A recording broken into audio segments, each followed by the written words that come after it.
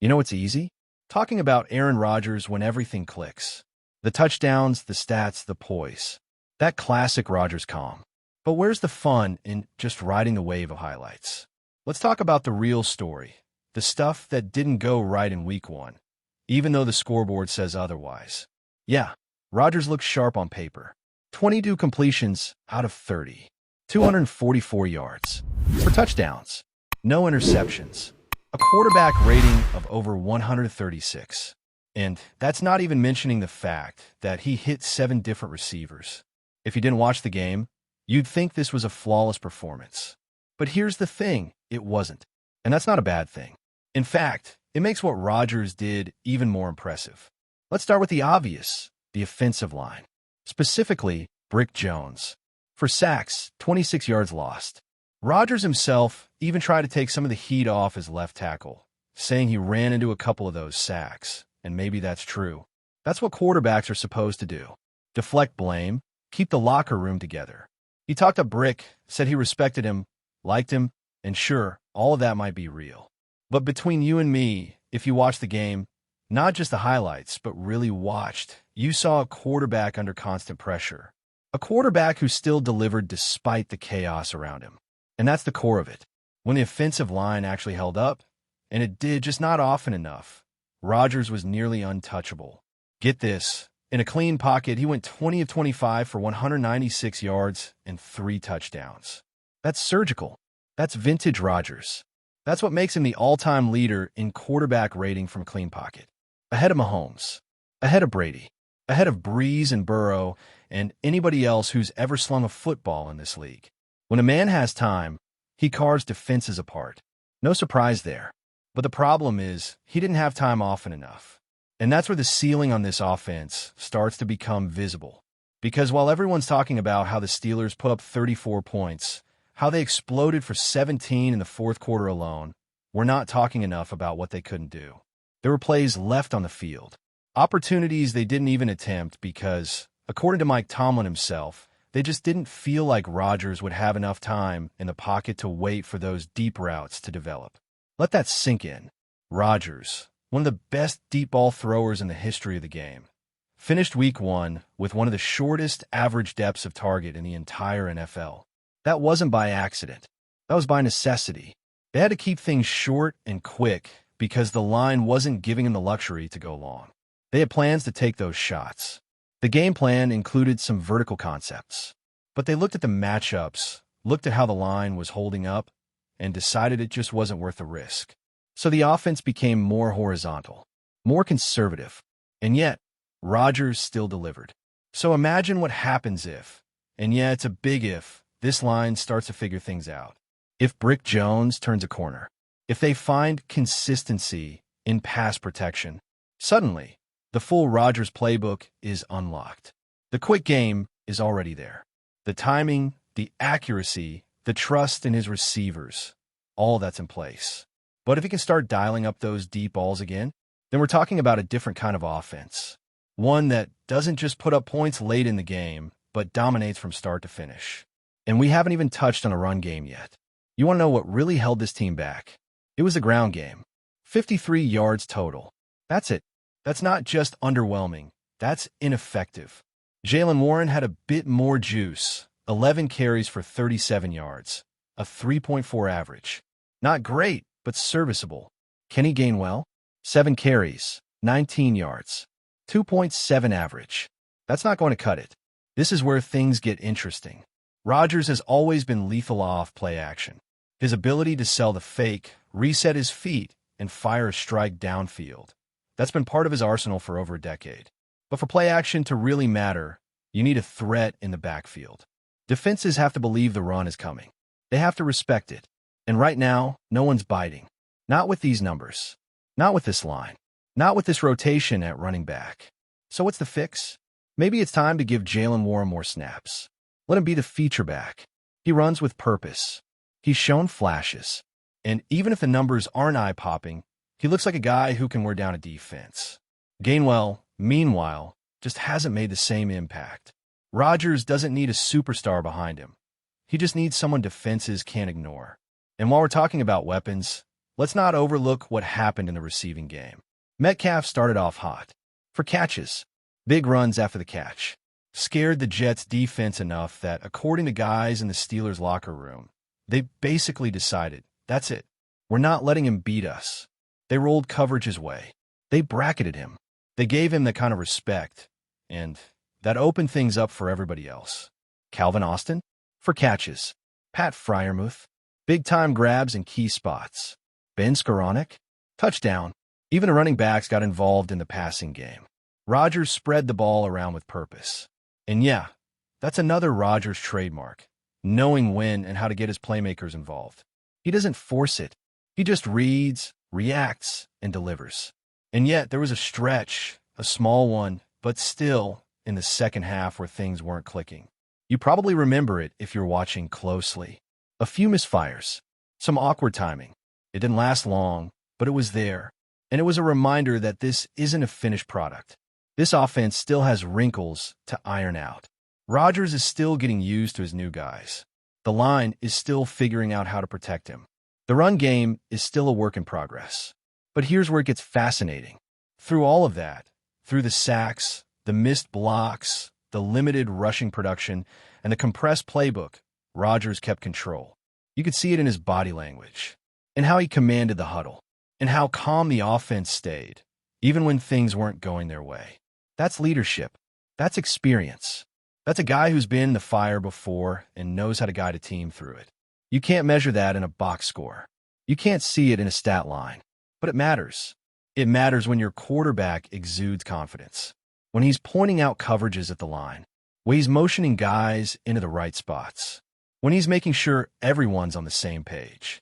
That's when a good offense becomes a great one. And it's not because everything's perfect. It's because the leader knows how to handle the imperfections. Now, there's another piece to this story that not many people are talking about, and that's what the Steelers wanted to do versus what they actually did. See, the plan going into that game wasn't to nickel and dime their way down the field all day. Rodgers and his receivers had a game plan. They were going to go vertical. They were going to take shots. They had scripted looks where they expected to stretch the field, stress the corners, open up space underneath. But the second the game started and the pressure started pouring in, they had to throw that part of the plan out the window. Mike Tomlin came right out and admitted it in his Tuesday press conference. They didn't feel like Rodgers would have the time to wait for those longer routes to develop. So what do?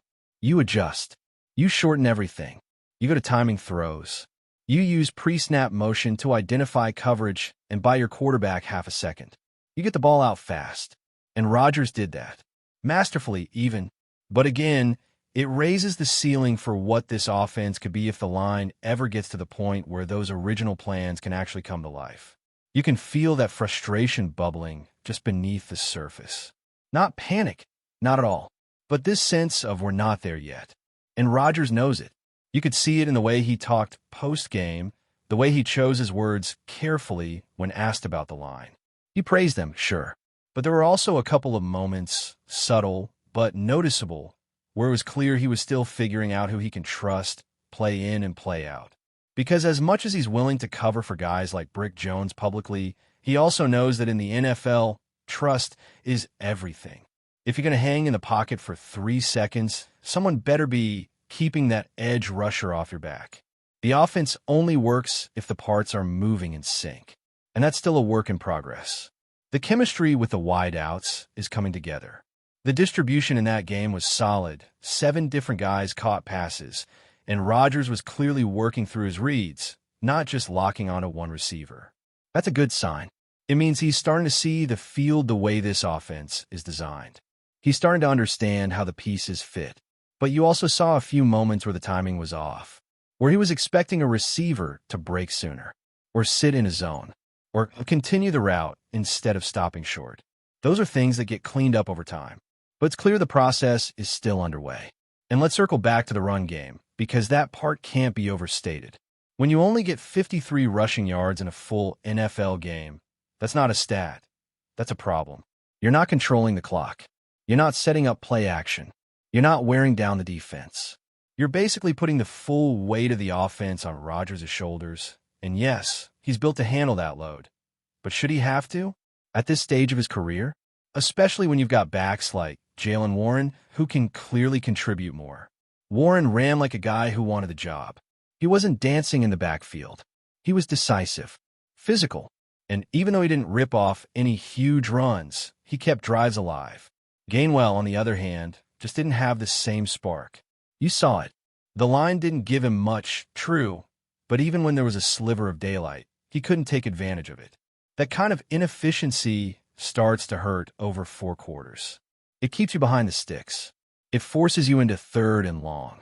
And no matter how good your quarterback is, you don't want to live in 3rd and long.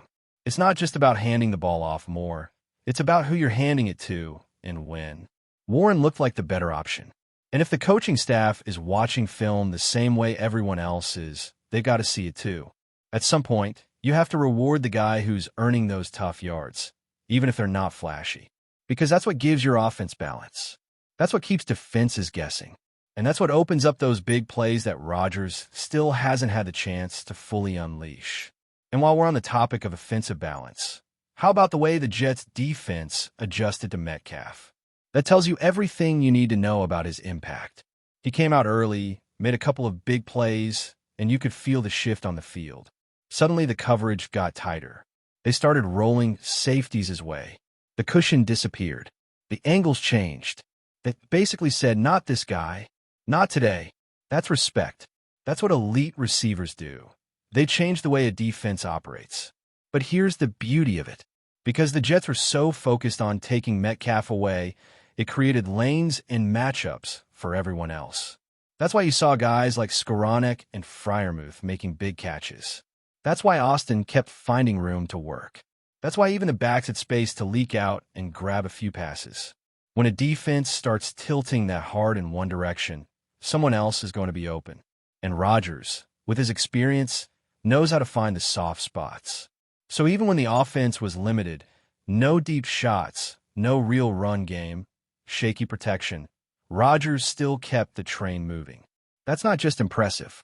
That's rare. Most quarterbacks in that kind of situation either implode or disappear. Rodgers?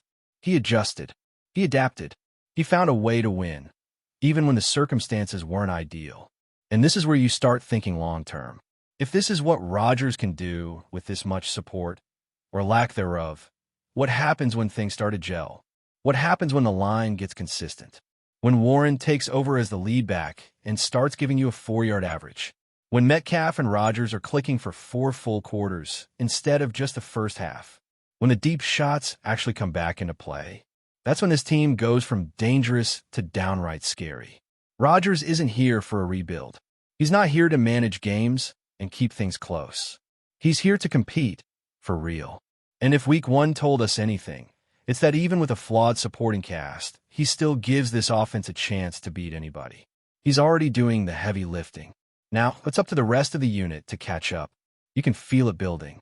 The confidence, the belief, not just from the fans, but from the players. You hear it in the locker room.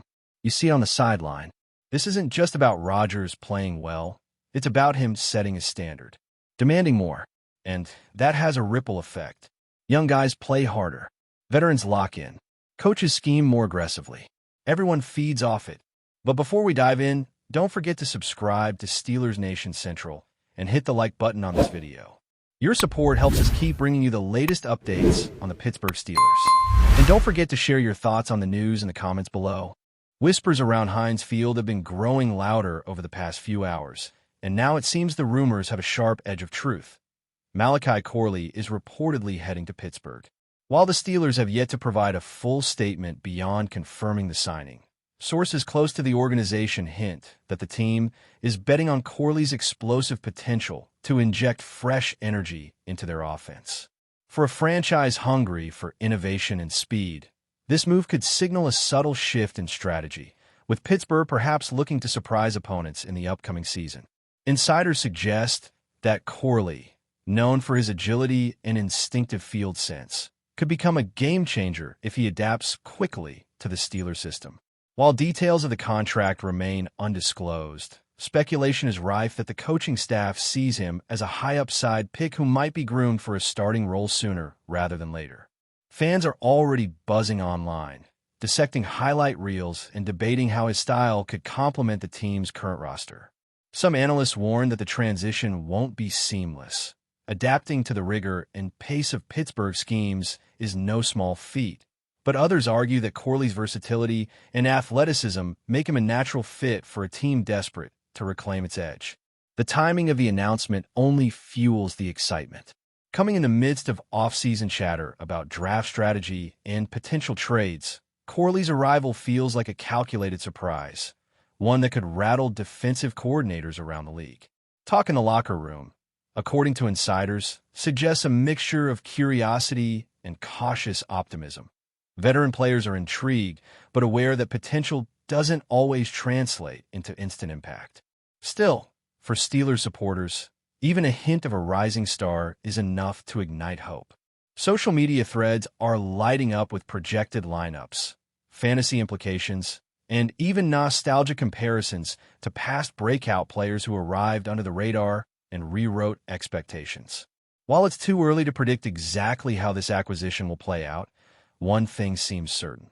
The rumor mill surrounding Malachi Corley has injected a fresh wave of energy into Pittsburgh's football scene.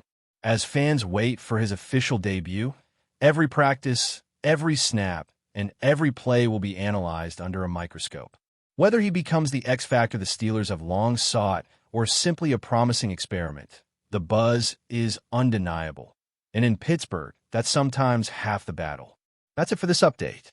If you enjoyed the video and want to keep receiving exclusive news about the Pittsburgh Steelers, make sure to subscribe to Steelers Nation Central and give this video a like.